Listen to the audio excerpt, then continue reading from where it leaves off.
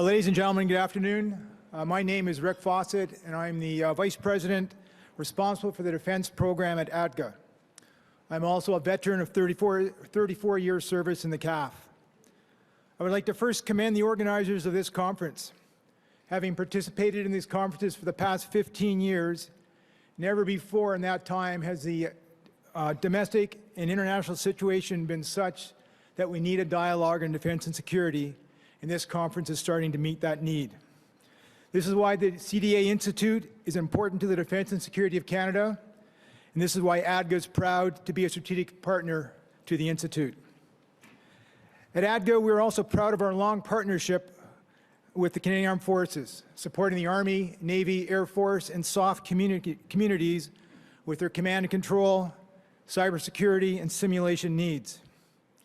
We also have a long history of employing veterans so they can continue to serve and so that CAF doesn't lose their experience. Now that we've joined the Commissioners Group Ottawa, we are privileged to share in their social responsibility, social mandate, to provide meaningful employment, meeting the needs of veterans of the Canadian Armed Forces, the Royal Canadian Mounted Police, their families, and others who wish to contribute to the security and well-being of Canadians. Further, we share in the responsibility to promote and support programs to enhance the well-being of veterans. That is why it is such a privilege for me today to be able to introduce the final keynote of the day and our final speaker, the Chief of the Defense Staff, a man who needs no introduction to this audience. With his impressive command experience, in-depth operational experience, and extensive international experience, General Eyre is the best person to be leading the CAF at this time. This presentation, like others today, will be moderated by Lieutenant General Retired Thibault. Guy, the floor is yours. Well, thank you, Rick. Really appreciate ADGA and all the rest of our strategic sponsors and partners that we've got to be with us here today and to really help us deliver programs like the Ottawa Conference. Ladies and gentlemen, first of all, Minister Anand, Deputy Minister Matthews, welcome. Really appreciate you being here. I'm sure that General Eyre is a little bit more nervous now that he knows his bosses are in the room or partners.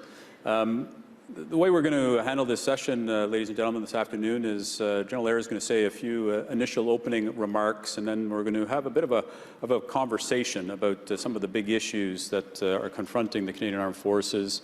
And then we'll open up the floor for some of your questions. I'm sure that there will be a lot. We also have General Eyre for your information online. We've got about 2,000 folks registered for the conference, and so you're only seeing a small fraction of everybody who's participating. And I've got a handsy-dancy little piece of technology here, which is going to allow me to take some of those questions from the floor. But just before General Eyre, sir, before you take over, I'd just like to say thank you for being with us. You know, your job, for those who don't know too much about the Chief of Defense Staff, you might have some particular views of what comes with this job. But you know, on one hand, you're a warrior, the head of the Canadian military, and an expert military advisor to government and to the Prime Minister. You're a bureaucrat in terms of working within the public service bureaucracy. You're a diplomat in terms of representing Canada abroad. And of course, you're the head of the profession of arms in Canada. And so it's a job that comes with a lot of responsibilities. It's a job that I know that when you kind of think a little bit about how you came into this position and everything that's been asked of you, all I can say is that we're really proud of the work you've been doing, so proud to have you as our Chief of Defense Staff. And sir, the floor is yours. Well, thanks for that, Guy, and Rick, thank you for that introduction. I was having a flashback up here, remembering when we were colonels together, working on the G8, G20 summit, 2010. It's good times. Yeah. So, good afternoon, bonjour tout le monde. Bonjour, hello to all. I'll try to state a script, and then we'll go to the more informal, free-flowing portion. But I'd like to kick off by saying that I'd like to acknowledge that I'm speaking to you today from the traditional unceded territory of the Anishinaabe people.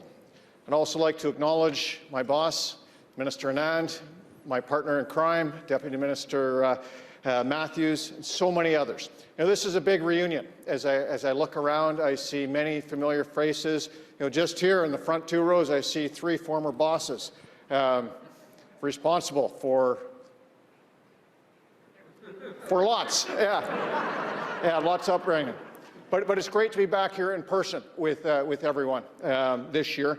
And being in person, it's just so great to have that social connection, that reconnection that we've been lacking over the course of the last number of years. CDAI is a tremendously important event from my perspective. The focus on defense, the focus on security, the conversations, the issues that are being brought up, so important for our society. And so I'd like to extend congratulations on the conference's 90th edition. C'est un jalon impressionnant. It's an important milestone, which is a great contribution to our public discourse. It's something that we need more of in our country. Thank you again for having invited me to participate in this session today. Conversation. I also understand there's been some questions that have been deferred to me here later on, and I thank my predecessors for that. So I'd like to talk about a few points before we get into the gist of the conversation. So when I spoke to you last year, it was 2 weeks into me being in the acting CDS role.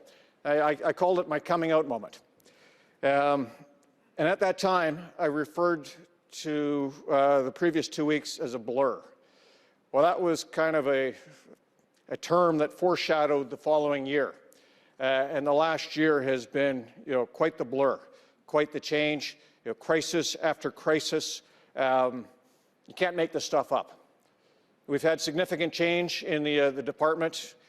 Shown here, significant change in the leadership team with our new minister, new deputy minister, our VCDS who spoke to you this morning, and tremendous changes in our security environment. You can almost say that change has been accelerated over the course of the last 12 months. But there's some things that haven't changed. And as I go around, as I talk to our people here in Canada and around the world, the members of our armed forces continue to do remarkable things. The people of your armed forces continue to serve with valor, with courage, with pride, with dedication, with professionalism, and I am proud of them each and every day. But make no mistake, we're stretched pretty thin. And last year was a very hard one on the institution. I like to say that that train wreck, otherwise known as 2021, I was happy to see that in the rearview mirror. But we've had a pretty rude start to 2022. I think you'll all agree. So with that rude start, let me start off and talking about well, I call it the elephant in the room, but everybody's talking about it, and that is the crisis that's currently consuming us in Ukraine, where Putin's unprovoked, reprehensible war on democratic and freedom-loving Ukraine is not just an attack on Russia's neighbor, but it's an attack on the rules-based international order, that order that has done so much for Western peace and security and prosperity for 70 years.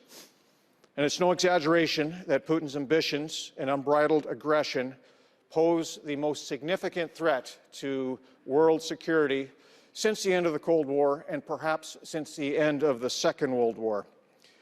Putin's recklessness has made the world a much more dangerous place and has shaken our geopolitical system in ways that we've not seen for many, many years, and we'll feel that it'll reverberate for many years into the future.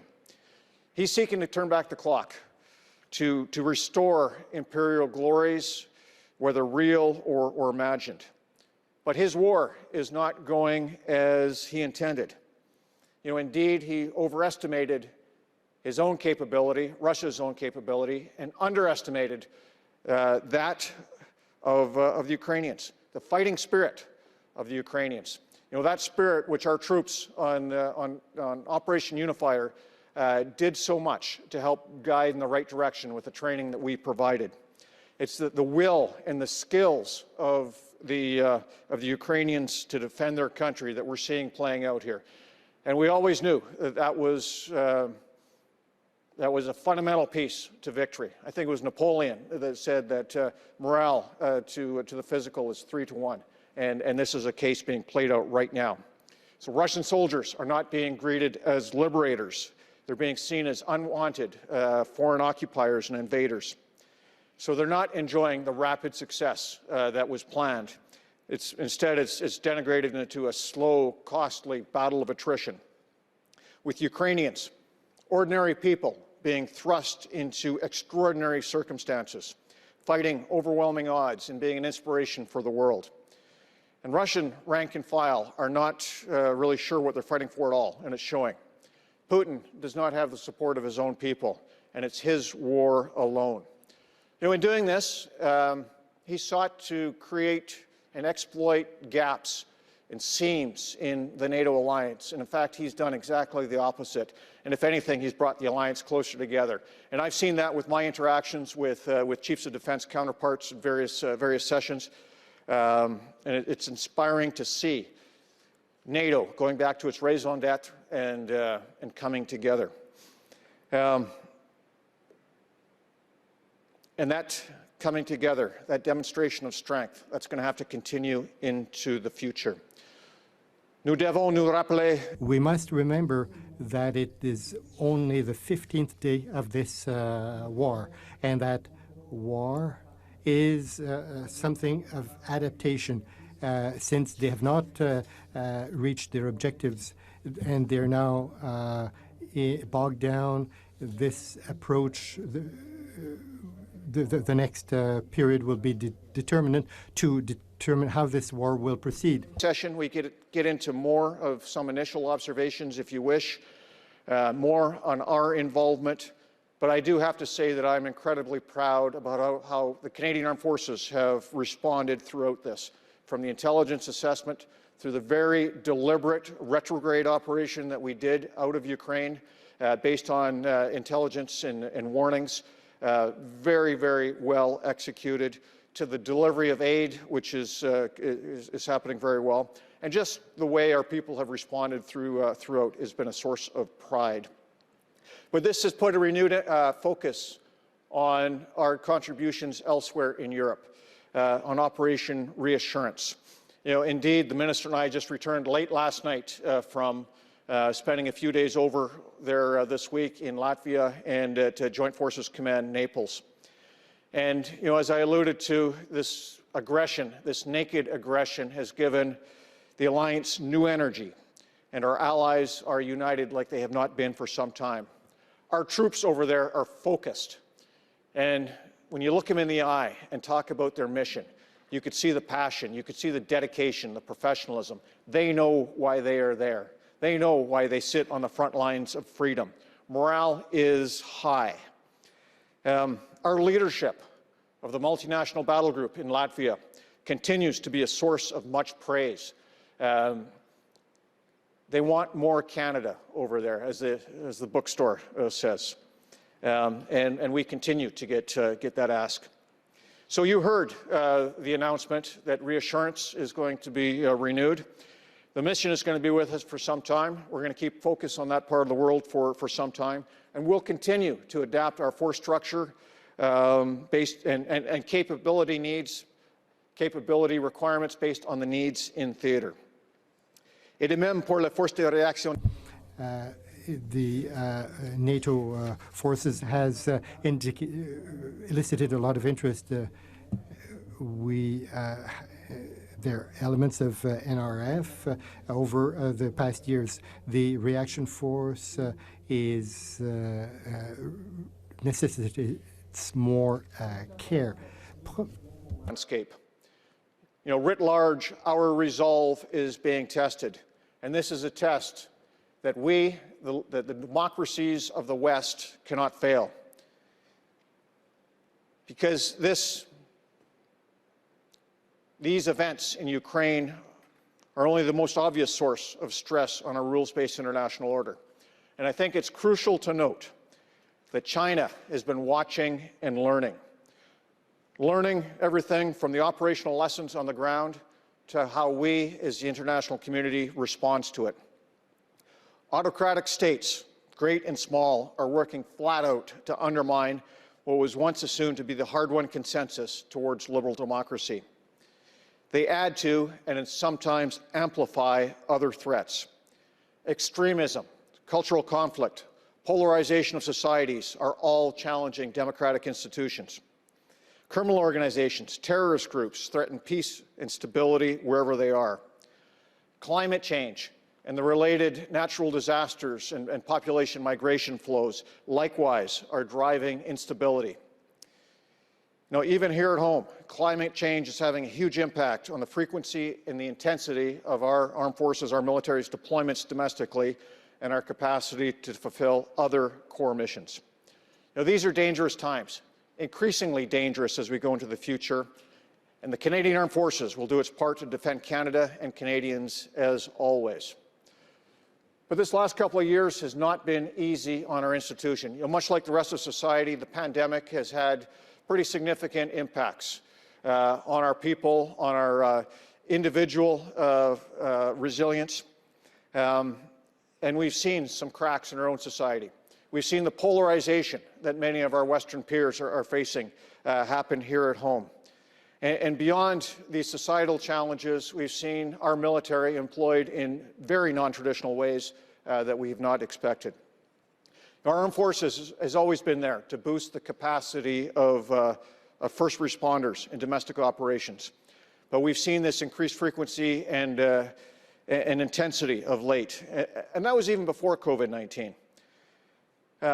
This pandemic has seen the largest domestic military operation in Canadian military history, not only in terms of numbers, but in terms of duration as well. And it has pushed us as an institution to our limits. The tempo has exhausted many of our members who have played a leading role in our nation's response to limit the spread of the virus. And it's consumed much of our bandwidth for the last couple of years. So we were already short on our trained effective strength, and the pandemic-driven health measures have reduced our recruiting and entry-level training capacity. And so we're working to fill those gaps. Our training was reduced, which has had an impact on our readiness. And throughout, the role and strength of Canadian health services that have done so much over the last few years has been further eroded. Their capacity has been further eroded by all of this. Indeed, our health services capacity has become a limiting factor in just so much of what we do, especially in terms of collective training. So the pandemic has challenged all of us as individuals and as an institution. And we can't carry on like that because more change is on the way, and we've got to become rapidly ready for that increasingly dangerous future. So how are we going to do that? We're going to reconstitute the Canadian Armed Forces. We're going to rebuild it, but not build back the same. We're going to build back ready for that ever-increasing dangerous future. La politique nationale de défense. The national defense policy has us ensure the security of Canada, of North America, and to be involved in the world and to be actively involved in activities to ensure stability and peace in the world. Strategic mindset has been focused on expeditionary operations, but now we need to, it emphasized engaged. Maintaining a fighting force to be deployed anywhere in the world. And Ukraine has showed us that we can never and must never step back from that responsibility. But still, as we refocus the CAF's effort, the domestic is going to become much more important. Strong at home. Defending Canadians at home, always our top priority, but even much more effort needs to be put on that. So it's time for introspection, because we can't be focused on how we've done business in the past. It's time to examine our strategic mindset. It's time to think about not the CAF that we are, but the CAF we want to be, the armed forces that we need to be. So in our reconstitution, we're going to look at three things, three priorities: people, operations, and modernization. The people piece has to come first, and front and center is evolving our culture, changing those aspects of our culture that we absolutely have to have in place to win the battle for talent, to be able to attract and retain talent for wherever we may find it in Canadian society. Because if we don't keep pace with the changing demographics, the changing face of Canada, we are going to be irrelevant. Part of the people priority is getting our numbers back up. And to that end, we're energizing the recruiting system and the personnel production pipeline to be able to get those numbers rapidly back up. Addressing retention is key as well. Even though we've got some of the best retention numbers amongst our Western allies, we've got to make sure we're keeping the right people in, the right occupations, the right ranks, after investing so much into people. And so we've recently published the Canadian Armed Forces Retention Strategy. Part and parcel of this is addressing something all of us all Canadians face, and that's the skyrocketing cost of living. Every young Canadian is facing this, but it's more acute for our people because we expect them to move across the country more frequently. So I'm seized with this, seized with making it better for our people, and it's got to be at the top of our agenda. Operations is a second priority, because as we rebuild, as we reconstitute, and current events are showing this, we absolutely have to keep our eye on readiness and operations, ensuring that we can continue to deliver overseas and, most importantly, domestically for when that call comes. But we are taking a close look at each and every one of our operations, ensuring it is right-sized, ensuring that it's producing the strategic effect that we need while making sure that we take a look at those low-density, high-demand occupations and ranks, that they are well-placed where they need to be. And then finally, modernization. And I know the Vice talked to you a little bit about that earlier on this morning, but there are a number of aspects to this. Continuing to push forward the projects that are in strong, secure, engaged, because we know we're going to need them. Continuing to focus on the North, including pieces like NORAD modernization, because we know we are no longer as secure, no longer as insular here in North America and in Canada as we once were. Continuing to invest in those new domains, space, cyber, and how we integrate all those domains with land, air, sea to produce that unified, integrated effect. And then how do we work better with the whole of government, with our other government partners and our allies? So important. How do we rapidly integrate new technology? Because the other thing we're seeing in the security environment is a rapid acceleration of technological change. And how do we keep up with that? How do we keep ahead of potential adversaries in terms of AI, quantum computing, robotics? So important. So that modernization piece is going to continue to be a priority. As we focus on the future, or as we focus on the present and current operations, we cannot afford to mortgage the future. And so that is going to continue. So reconstitution is going to take some time. But given world events, we can't afford for it to take forever. Indeed, we're looking at ways of accelerating it, of taking bold measures.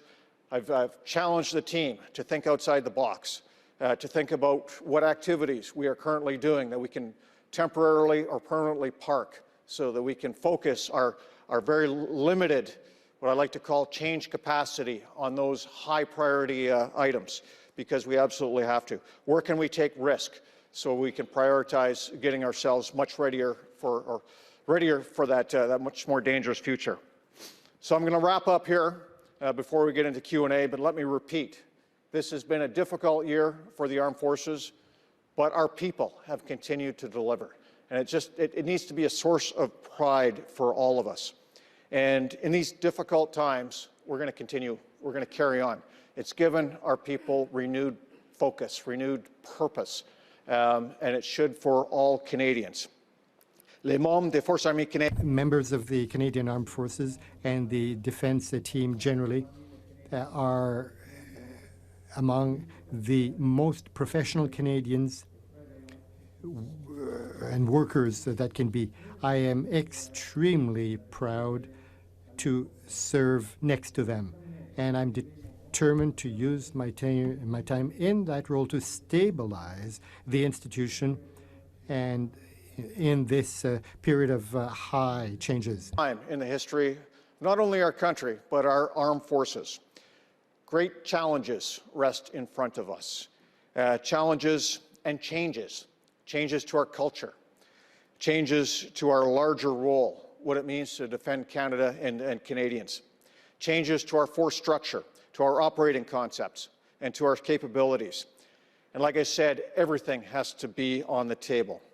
These changes are going to be difficult because tribalism exists in the institution, and we have to break that down. But it's necessary to make those hard decisions so that we are able to react to that ever-changing future. And I think I will leave it with that and get into the conversation. Thank you. Merci beaucoup. Thank you.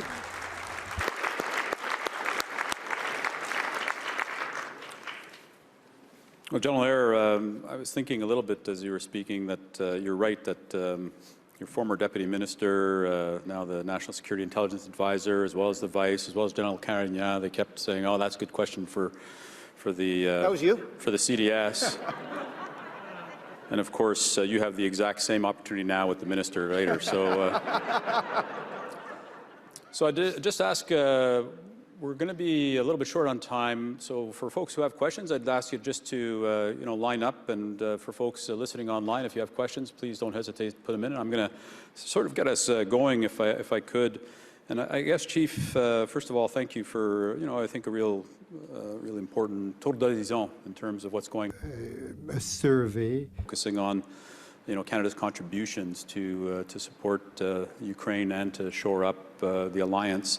But I'd like to talk a little bit about CAF and the home game.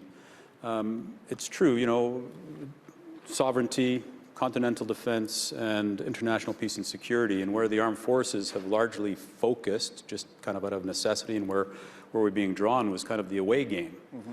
And as we've seen in the last while, just as you correctly kind of identified, more and more the Canadian forces being called on to support Canadians at home, no longer necessarily the force of last resort, but a force amongst the first responders.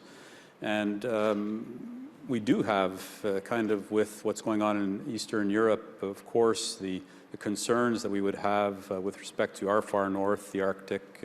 Russia last April put in kind of their own claims for territorial moving into our economic zone. And so when you say rebuilding back and rebuilding not for the legacy force, but really for the future force, I guess the question is, where's the balance in terms of how much we're kind of focused on the home game, the continent, and of course, where we're drawn often for the Canadian forces on the away game. So when you build back, how do we balance that within the structure? And what are some of the examples of that from your perspective? So, Guy, there's many aspects to that question that you talked about. Ranging from domestic resiliency. So how do we better support our nation in light of so many of these different, for the most part, climate change-driven challenges, to protecting our sovereignty. Now, let me talk about sovereignty first. We got to think as we build the military of the future, we're not just thinking about 5 years from now, 10 years from now. Many of the capabilities that we put in place are going to be with us for decades. And as we look at the north and our relatively low population density up there, it's not inconceivable that our sovereignty may be challenged.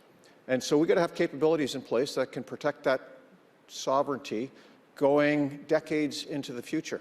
Because as we've seen with Ukraine, the rules-based international order can rapidly change. So we've got to be thinking the long game here. Domestic resilience, we're going to continue to be involved in. And this is the tension in force development, because many of the capabilities that we need to invest in for future conflict are precision, high-tech, because that's where the character of warfare is going. Many of the capabilities that we need for domestic response rely on mass. So a disciplined, organized labor pool that has got its own inherent command and control, self-sustaining, self-deploying, and can get the job done. So finding that middle ground is going to be one of the key challenges. I think we also need to realize that given globalization, that's had an impact on the character of warfare as well. And many regional conflicts have got a global nature. So as we're taking a look at what is happening in Ukraine, we're also having a very close look at what else is Russia doing in the world. And the far north is a key area of concern. And we've said it a few times over the last number of weeks that the far north is also NATO's northern flank. And so when NATO talks about a 360 defense, we've got to remind them as North Americans, North Americans, that, hey, that's a front for us as well. Yeah, and I think, well, that, of course, there's always been a little bit of a tendency, I think, to think about not wanting to militarize the North, and, you know, our kind of policies towards that were to present that as kind of an extraordinary kind of place of peace and security. And I guess ultimately that's a calculus that's now changed. And, you know, we haven't necessarily encouraged NATO to be thinking about its role in the North too actively, but I'm sure that that will be an important change. Well, you talk about the militarization of the North. Well, take a look at what Russia has done. They have reoccupied formerly abandoned Cold War bases. They have instituted their own A2AD strategy that in some cases is based on what China has done in the South China Sea. So they have already gone there. You know, what lessons can we learn from how they have put capabilities into the North? On the side of threats, we've been talking certainly with my colleagues within the CDA and the CDA Institute on one of the problems about being Canadian when you're in the security and defense sector is that these aren't issues necessarily that Canadians think a lot about. Why? Well, you know, our geostrategic reality, we're a long ways away from a lot of the problems of the world. We've got these wonderful anti-tank ditches of the couple of oceans and that separate us from those kind of threats and challenges. And, you know, this idea of a fireproof house sort of, I think, is part of the way that we see the world. But as Chief of Defense Staff, and for those who kind of work in the space, you know, we've got a number of threats. And so from your perspective as a chief, obviously we've got the fire that's burning right in front of us. What are the other threats that you as the Chief of Defense Staff really are worried about and that you see as being like really important for our future force development that we're well geared to confront? So that is a huge question as well. And we're seeing our operating challenges, or operating concepts, challenged by technological development and being able to keep up with how technology is changing the way that we operate, coupled with geopolitics. Now, I sometimes like using the analogy of pre-1914, the world pre-1914, where we see a multipolar world with inherent tension. We see rapidly changing technology as well that can combine in unknown ways.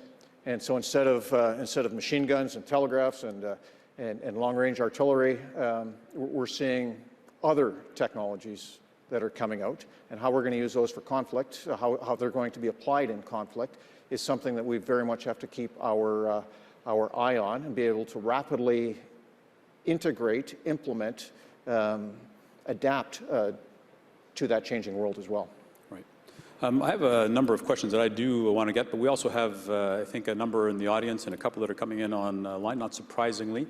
So why don't we just go for a question from the audience, and we'll start over here. Please just identify yourself first. Sure. Thank you for your remarks, General. My name is Anvesh Jain, law student at the University of Ottawa. So in the span of a few months, we've witnessed several stunning military reversals. Last summer, we saw the Afghan National Army wilt before the Taliban advance in a matter of days. Now we see perplexing tactics being deployed by the supposedly fearsome Russian military in their Ukrainian incursion. The real strength of both of these forces were misjudged by observers and intelligence agencies around the world. Nobody wants to be thrust into an engagement with a near-peer rival, and Canadians aren't spoiling for a fight. But how can we be sure of our readiness in case the fight ends up coming to us? Thank you. So thanks for that question. That's one of the things that keeps me awake at night is, yeah, as we reconstitute the force for the future, well, the future is here now. And so how do we ensure that we are ready to fight tonight? You know, I tell you that the options, military options that I bring forward to the defense minister is based on what we can realistically generate, realistically put together to be able to have a credible, credible contribution to the alliance. But this speaks to why we need to accelerate many of the things that I talked about. You know, getting more people in, getting the projects that we have on the books through the various gateways and into the hands of our people. There's no single silver bullet for readiness. It's addressing people, it's addressing equipment, it's addressing training, and making sure we've got the sustainment in place. And why don't we go over to the side? Tony Batista. Tony. Thank you very much. General Eyre, my question relates to your stewardship role of the profession. Character and competence were two of the terms that were used very often today and yesterday. Mm-hmm. I would be interested in your views on how we make sure that character and competence are inculcated into the profession of arms to the extent that the leadership at the top has those traits as the center of gravity of the profession. Thank you. No, thanks, Tony. It's good to see you again. You know, I'm glad you brought up that question because I am a firm believer that character has to lead, competence can follow. And we are addressing this on a number of fronts. You know, first and foremost, we are about to publish a new military ethos. And I'm not sure if we talked about that this morning. Yes, no, I'm seeing heads go both ways. We did? Okay. Yes, we did. Whoever was going in the wrong direction, you weren't paying attention here this morning. Yeah. Yeah. But I think first and foremost, that is going to be critical going forward, putting that out there. Hey, when we published Duty with Honor in 2009, that was seen as a groundbreaking document. But it's gotten a bit stale, and it was more competence-focused. Now, bringing character in, extremely important.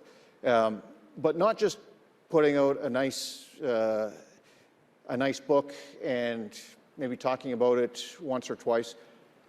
Having regular discussions, not just as part of our professional military education, but as part of our regular unit professional development, bringing that in. But more so, bringing in, and we're still learning, bringing in methodologies to assess character, to assess the values that we put in there, such as inclusive behavior, and openly talk about that. You know, far too often we have conflated character and competence. And I remember many times as a presiding officer at a summary trial when the platoon commander would come up and give a character reference and say, "But sir, he's a good soldier in the field." Well, okay, that may be the case, but lack of character is what's going to cause us strategic failure. And so continuing to emphasize those attributes those values that are so important. I also want to use this opportunity to talk about a difference in approach in how we look at culture and conduct writ large. So we can have two different approaches here. We can have one where we try to regulate ourselves out of the challenge here. And you could argue that that was our previous approach, where we sink down to the level of our regulations. Or we can have a values-based approach, where we can strive to live up to the values which we espouse. We got to have both, but I'm more in the values-based approach, where yes, we need to strive to weave those values into the fabric of our daily lives.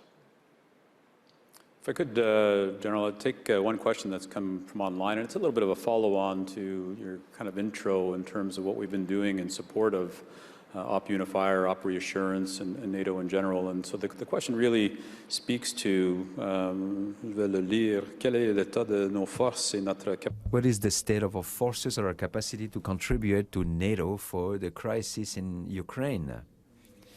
RF really speaks to our level of readiness to contribute more than what we're currently doing today, and maybe in general in terms of what we're specifically doing in support of Ukraine and what might come in future, without getting into future decisions of the government, but other things that we could be thinking about doing.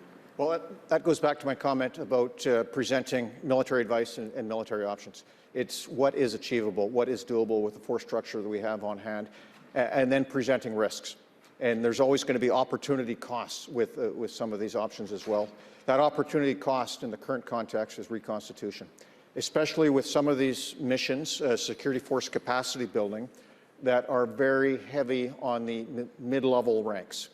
The sergeants, the warrant officers, the majors, lieutenant commanders that we need to implement so many of the initiatives that we're looking at, that we need to energize our training system. So when we take a look at these missions, it's right-sizing what makes the most sense. But we're not going to put an option in front of government that we can't fulfill. Bottom line. Yep.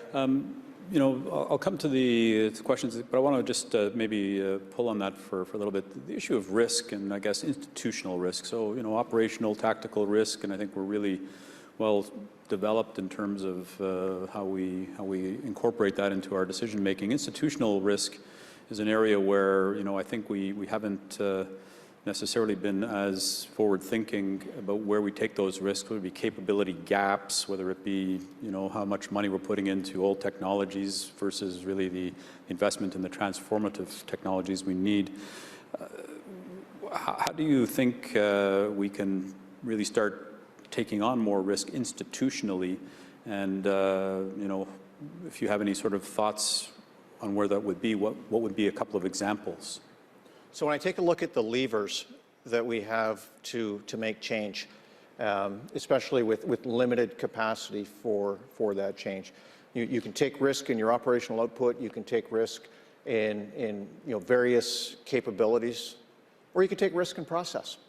And if we don't have enough capacity to service the process that has been put in place, well, maybe we find a way of reducing process writ large, and we may not be able to dot the I's and cross the T's, but if we can get the capabilities in place, maybe that's an acceptable risk. But that's a conversation I have to have with our deputy minister, because so much of that would be in his realm. I was actually thinking about the deputy minister Yeah. and the minister while I was asking that question. But that's you know, I think it's ultimately an area where, whether it be in procurement, whether it be in operational risk, capability risks, you know, it's an area where I think to get it all done, you're going to need to accept risk, and that's an important part, I think, of moving forward. Let's go to this side of the room for a question, please. Hello, General. My name is Kwa from Simon Fraser University, all the way in BC there. My question for you is, so while I appreciate our troops being sent to the Ukraine overseas and whatnot, could you please comment on what CAF, what your cabinet is doing for the mental health of the troops here, of those from newly recruits to those who are higher up like yourself and others? Thank you. No, that's a great question, and one that I am very seized with, because, you know, as we take a look at our society, mental health is a challenge writ large. And I think, what's the stat? 1 in 5 Canadians is going to have a mental health challenge at some point. And, you know, life in general is hard, and life in the military has additional stresses that we have to deal with. And you know, I'm not just talking about the stresses of conflict. It's the additional stresses of living in a disciplined environment, of moving frequently, and the like. So what do we do about that?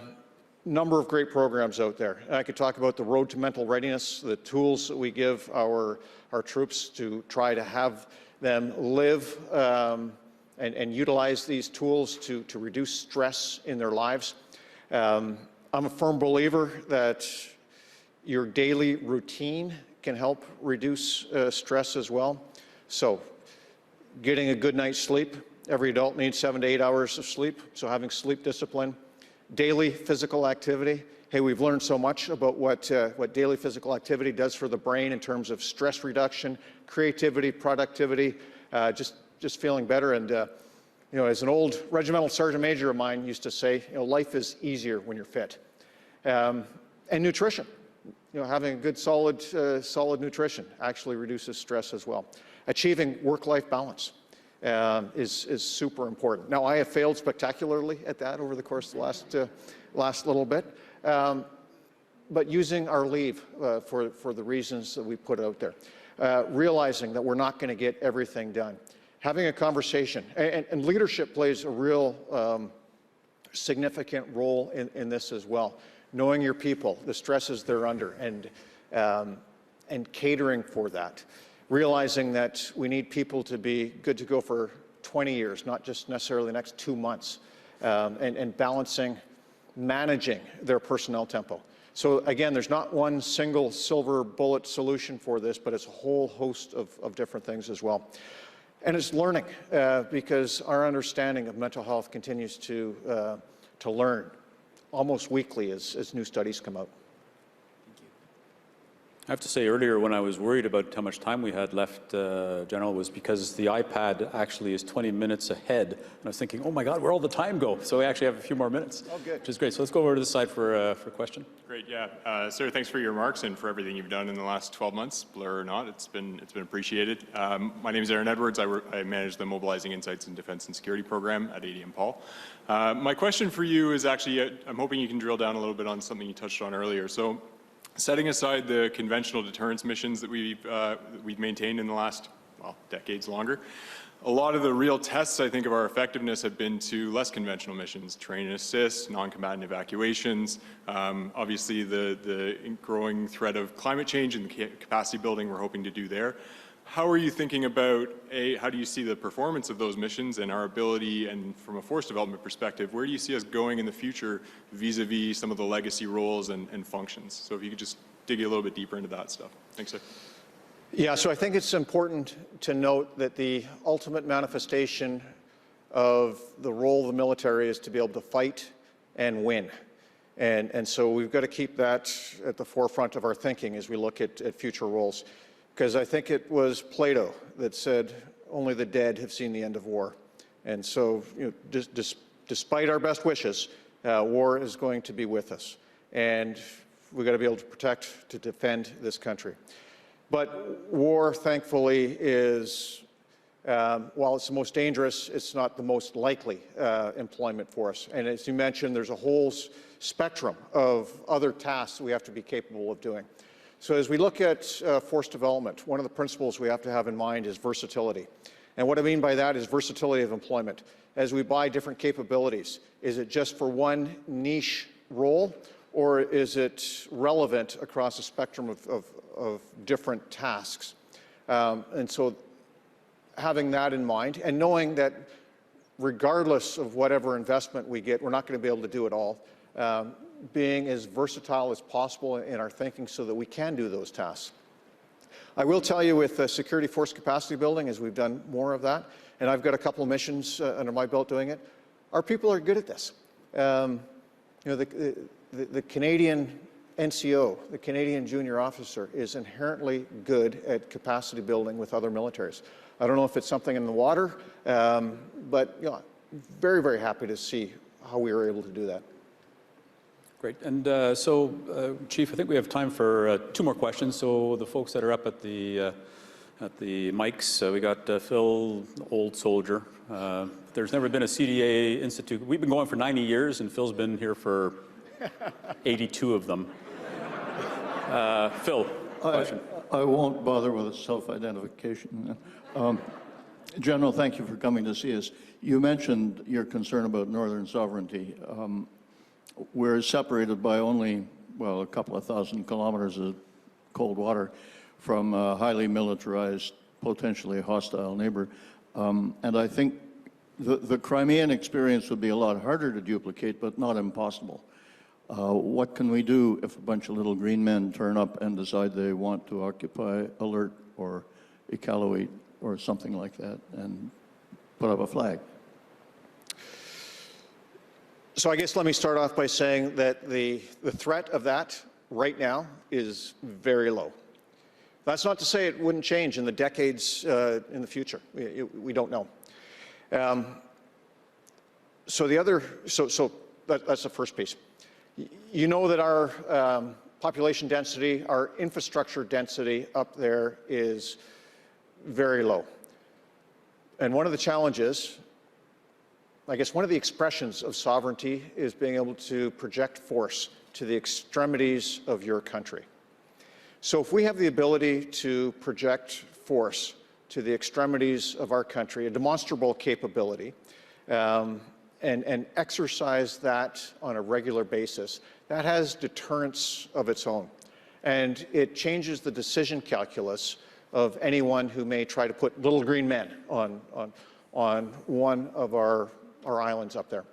And so exercising that, or developing the ability to project force over those distances, and let's face it, those are strategic distances, being able to operate once we're up there through tactical mobility and having the concepts to be able to do that, and the concepts and capability, being able to sustain ourselves, being able to survive. You know, let's face it, the climate will be more of a threat than the little green men. And then finally, being able to address the little green men once we're up there. So answering those 5 questions with any of our capabilities is going to be important. By the way, Chief, that was the question that Jody said, ask the Chief. On this side, please. Hi, my name is Kristen Chenke, and I'm a PhD candidate at the Balsillie School of International Affairs in Waterloo, as well as a fellow with CGI. My question is, how do you envision leveraging certain emerging technologies, the expertise and the skill sets that go along with that, while recognizing that some of those emerging technologies, those skill sets and those expertise reside in other sectors, in, for example, the private sector and in academia, and also understanding that the development of those technologies happens at a different pace. How would you envision leveraging that and making it work for you? What's your ideal version of a cooperation and a project that could understand all of those complexities? Hey, great question. And I will say my son just graduated from Waterloo in May, so yeah, I've made some investments. But you have identified an area that we need to explore much more. How do we get a better partnership with academia, with industry? How do you get us all on the same side and not have the mindset that we are competitors? I think going forward, this is a whole-of-nation approach that I think we need for national defense, national security, all rowing in the same direction, all cooperating, because that technology and these ideas are changing so fast. There's so many aspects of it. You know, as we take a look at the structure and the career path in the military, it's very linear, and we grow our own from the inside.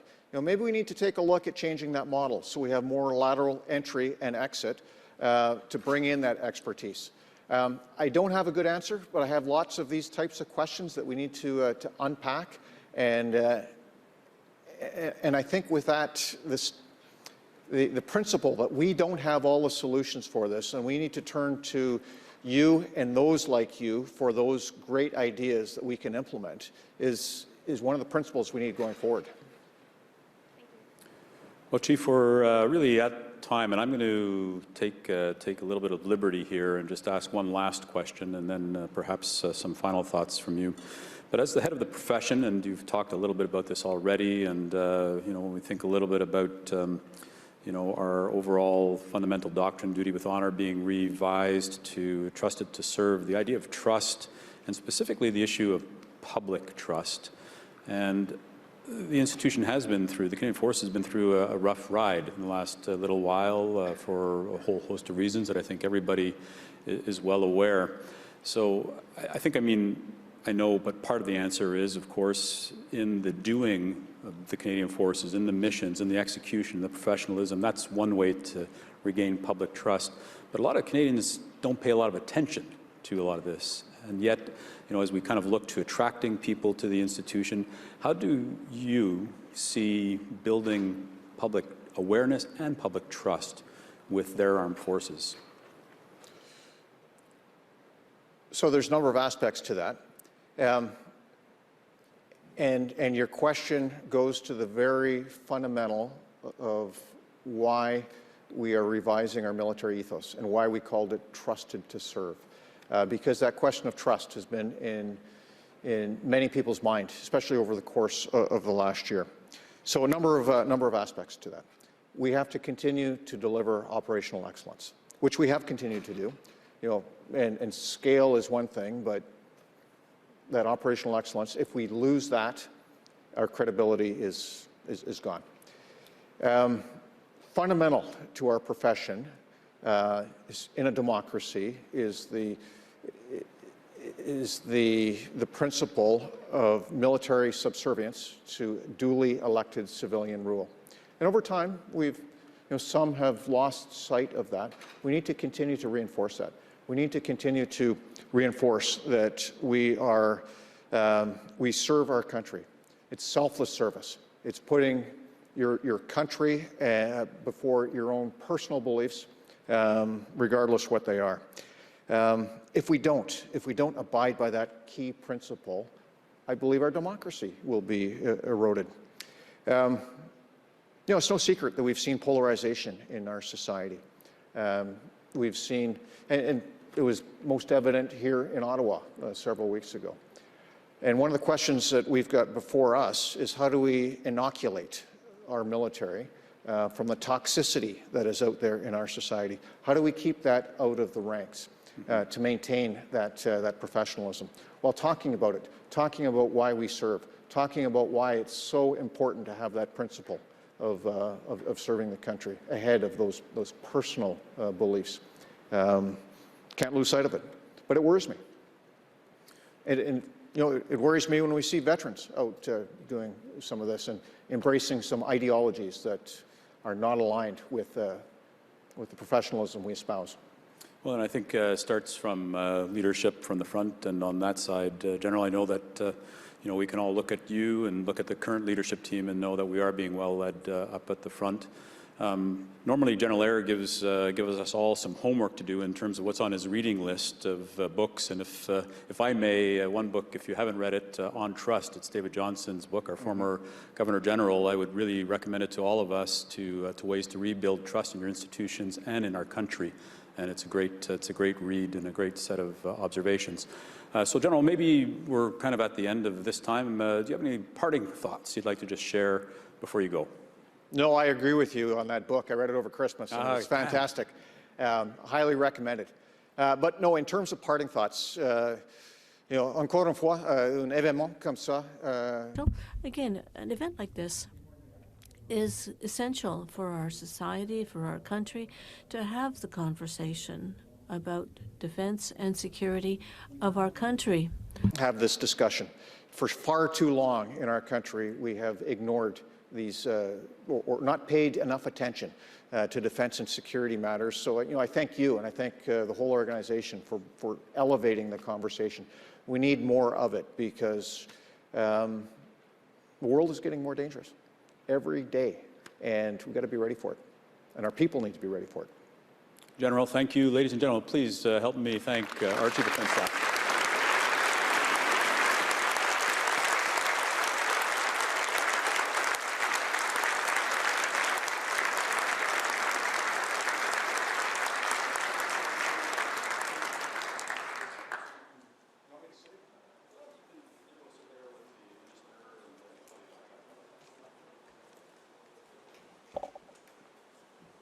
So, ladies and gentlemen, bit of a